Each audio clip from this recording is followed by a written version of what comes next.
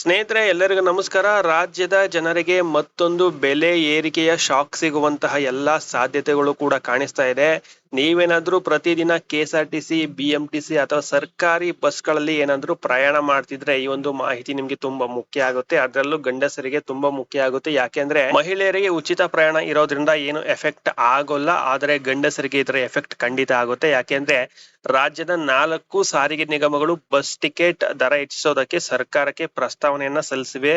ಅಂದ್ರೆ ಮುಂದಿನ ದಿನಗಳಲ್ಲಿ ಬಸ್ ಪ್ರಯಾಣ ದುಬಾರಿ ಆಗುವಂತಹ ಸಾಧ್ಯತೆ ಇದೆ. ಇದಕ್ಕೆ ಮುಖ್ಯ ಕಾರಣ, ಮೈನ್ ರೀಸನ್ ಏನು ಅಂತ ನೋಡೋದಾದ್ರೆ ಡೀಸೆಲ್ ಬೆಲೆ ಏರಿಕೆ ಆಗಿರುವಂತದ್ದು. ನೋಡಿ, ಶನಿವಾರ ವಿಧಾನಸೌಧದಲ್ಲಿ ನಡೆದಂತಹ ಸಚಿವ ಸಂಪುಟ ಸಭೆ ಆದ್ಮೇಲೆ ಮುಖ್ಯಮಂತ್ರಿ ಆದಂತಹ DK ಶಿವಕುಮಾರ್ ಅವರು ಇದರ ಬಗ್ಗೆ ಮಾತಾಡಿದ್ದಾರೆ. ಏನ್ ಮಾತಾಡಿದ್ದಾರೆ ಅಂತ ನೋಡೋದಾದ್ರೆ, ಡೀಸೆಲ್ ಬೆಲೆ ತೀವ್ರವಾಗಿ ಹೆಚ್ಚಾಗಿದೆ ಅಂತ ಇಲ್ಲಿ ತಿಳಿಸ್ಕೊಟ್ಟಿದ್ದಾರೆ. ಅದರ ಜೊತೆಯಲ್ಲಿ ಡಿಪೋಗಳಲ್ಲಿ ಸಿಗುವಂತಹ ಡೀಸೆಲ್ ಬೆಲೆಗೂ ಮತ್ತೆ ಹೊರಗಿನ ಪೆಟ್ರೋಲ್ ಬಂಕ್ಗಳಲ್ಲಿ ಸಿಗುವಂತಹ ಡೀಸೆಲ್ ಬೆಲೆಗೂ ದೊಡ್ಡ ಪ್ರಮಾಣದ ವ್ಯತ್ಯಾಸ ಇದೆ ಅಂತ ಹೇಳಿದ್ದಾರೆ. ಮುಖ್ಯಮಂತ್ರಿ ಅವರು ಡೀಸೆಲ್ ಬೆಲೆಯನ್ನ ನೋಡಿದ್ರೆ ಗಾಬರಿ ಆಗುತ್ತೆ. ಇದರ ಬಗ್ಗೆ ಸಂಪೂರ್ಣ ವರದಿಯನ್ನ ನೀಡುವಂತೆ ಅಧಿಕಾರಿಗಳಿಗೆ ಸೂಚನೆಯನ್ನ ನೀಡಿದ್ದೀನಿ.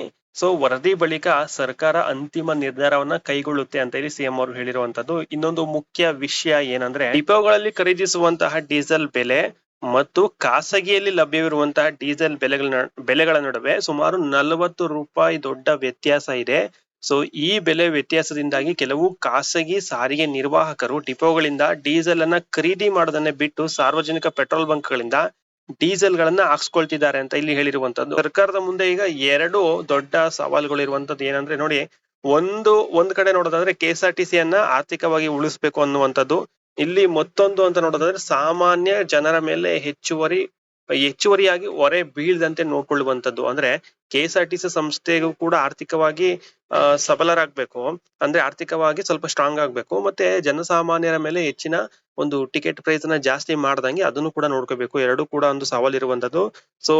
ಹಾಗಾಗಿ ಜನರಿಗೆ ಹೆಚ್ಚು ತೊಂದರೆ ಆಗದಂತೆ ಹಾಗೂ ಸಾರಿಗೆ ನಿಗಮಗಳಿಗೂ ಕೂಡ ಅನುಕೂಲ ಆಗುವಂತೆ ಸಮತೋಲನ ನಿರ್ಧಾರವನ್ನ ತಗೊಳ್ಬೇಕು ಅಂತ ಇಲ್ಲಿ ಸರ್ಕಾರ ಚಿಂತನೆಯನ್ನ ನಡೆಸ್ತಾ ಇದೆ. ಇದ್ರ ಬಗ್ಗೆ ಚರ್ಚೆಯನ್ನು ಕೂಡ ಮಾಡ್ತಾ ಇದೆ. ಒಟ್ಟಾರೆಯಾಗಿ ಡೀಸೆಲ್ ಬೆಲೆ ಸೇರಿ ಎಲ್ಲಾ ವಸ್ತುಗಳ ಬೆಲೆ ಜಾಸ್ತಿ ಆಗಿರೋದ್ರಿಂದ ಇಲ್ಲಿ 4 ಸಾರಿಗೆ ನಿಗಮಗಳಿಂದ ಸರ್ಕಾರಕ್ಕೆ ಪ್ರಸ್ತಾವನೆ ಬಂದಿದೆ, ಟಿಕೆಟ್ ಪ್ರೈಸ್ ಅನ್ನ ಜಾಸ್ತಿ ಮಾಡ್ಬೇಕು ಅಂತ.